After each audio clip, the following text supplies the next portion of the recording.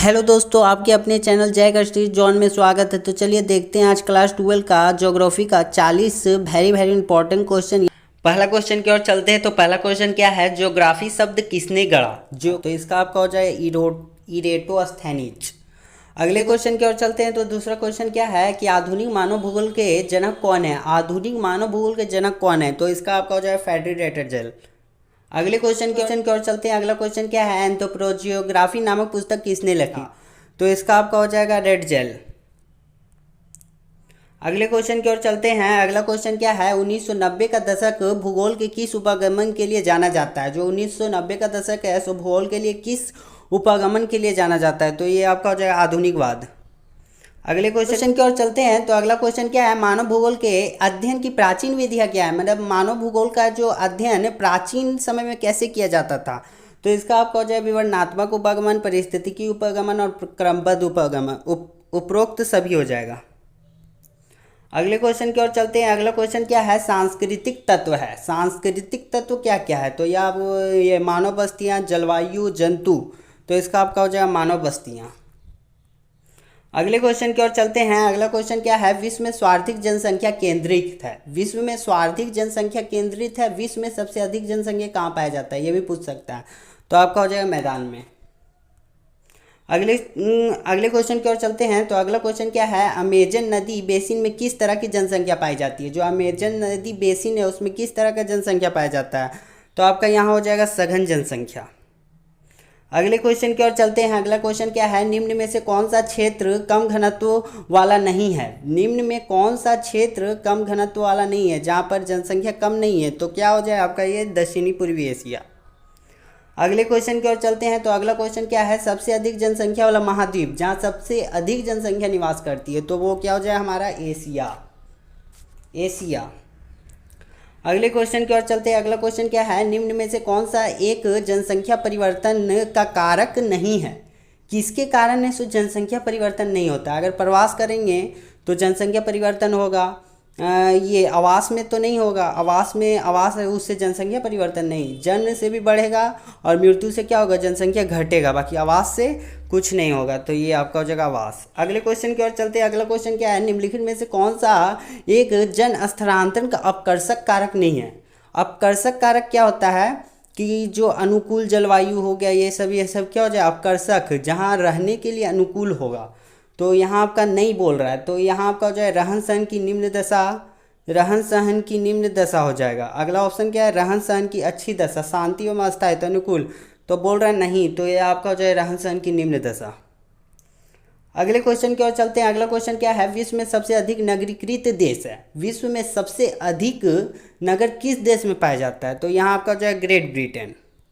अगले क्वेश्चन की ओर चलते हैं। तो अगला क्वेश्चन क्या है, विश्व की जनसंख्या में औसत लिंगानुपात क्या है? विश्व का जो जनसंख्या है उसमें औसत लिंगानुपात पूछ रहा है।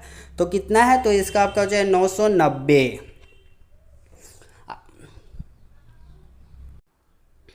अगले क्वेश्चन की ओर चलते हैं। तो अगला क्वेश्चन क्या है, विश्व में वर्ष 2015 में निम्नतम लिंगानुपात प्रति वर्ष प्रति हजार पुरुष पीछे 308 महिला रहा।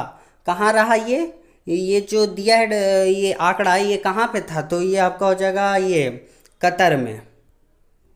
अगले क्वेश्चन की ओर चलते हैं। अगला क्वेश्चन क्या है, बांग्लादेश का आयु लिंग पिरामिड निम्न में से किस एक से संबंधित है? जो बांग्लादेश का आयु लिंग पिरामिड है वो किससे संबंधित है? तो वो कैसा दिखता है? तो वो हो जाएगा विस्तृत आधार वाला त्रिभुजाकार पिरामिड। अगले क्वेश्चन की ओर चलते हैं। अगला क्वेश्चन क्या है कि निम्नलिखित में से किस देश में न्यूनतम जन्म दर है? किस देश में न्यूनतम जन्म दर है? तो ये आपका क्या हो जाएगा, संयुक्त राज्य अमेरिका। इसलिए तो ये इतना डेवलप किया है। अगले क्वेश्चन की ओर चलते हैं। तो अगला क्वेश्चन क्या है,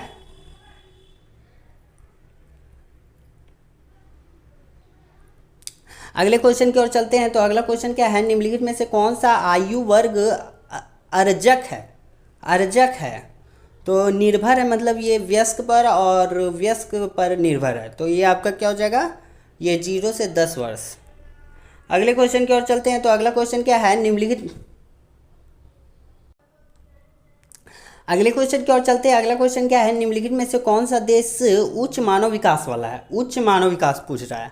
तो ये आपका हो जाएगा नॉर्वे। अगले क्वेश्चन की ओर चलते हैं। अगला क्वेश्चन क्या है, मानव विकास का कौन सा उपगमन पूर्व अमर्त्य सेन द्वारा प्रतिपादित किया गया? तो ये आपका हो जाएगा क्षमता उपगमन।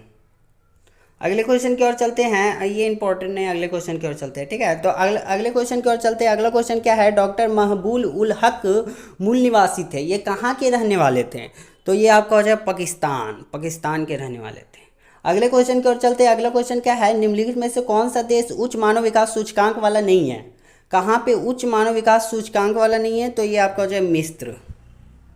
अगले क्वेश्चन की ओर चलते हैं। अगला क्वेश्चन क्या है, एशिया महाद्वीप में सबसे अधिक मानव विकास सूचकांक है? एशिया महाद्वीप में सबसे अधिक मानव विकास सूचकांक है, तो ये आपका क्या हो जाएगा, भारत। अगले क्वेश्चन की ओर चलते हैं। तो अगला क्वेश्चन क्या है, निम्नलिखित में से कौन सी एक आर्थिक क्रिया ग्रामीण बस्ती की मुख्य आर्थिक क्रिया है? जो ये ग्रामीण बस्ती का मुख्य आर्थिक क्रिया, ग्रामीण का मुख्य व्यवसाय क्या होता है? तो कृषि होता है। तो कृषि किस में आता है, प्राथमिक क्रिया में, तो ये आपका क्या हो जाए, प्राथमिक। अगले क्वेश्चन की ओर चलते हैं। अगला क्वेश्चन क्या है, हॉर्टिकल्चर संबंधित है, किससे संबंधित है? तो फल और सब्जी। एक और वीडियो डाले थे, उसमें भी ये क्वेश्चन बता चुके हैं, कुछ कुछ मिल रहा है, ठीक है, सेमी एक दो मिल रहा है, तो ये तो आप बोल देंगे आराम से। अगले क्वेश्चन की ओर चलते हैं। अगला क्वेश्चन क्या है, ब्राज़ील में कॉफ़ी बागान को क्या कहा जाता है? ब्राज़ील में कॉफ़ी बागान को क्या कहा जाता है? तो फेजेंडा। अगले क्वेश्चन की ओर चलते हैं। अगला क्वेश्चन क्या है, खट्टा दर रसदार फसलों की कृषि संबंधित है, भूगर्भीय कृषि से। अगले क्वेश्चन की ओर चलते हैं। अगला क्वेश्चन क्या है, संग्रह व्यवसाय प्रचलित है, कहाँ प्रचलित है? तो ये आपका जगह उष्ण कटिबंधीय वनों में। अगले क्वेश्चन की ओर चलते हैं। तो अगला क्वेश्चन क्या है कि धात्विक खनिज है, धात्विक खनिज क्या है? तो सोना। अगले क्वेश्चन की ओर चलते हैं। अगला क्वेश्चन क्या है कि जापान का ट्रेडर्स किससे कहा जाता है? किससे कहा जाता है? तो नागियों को।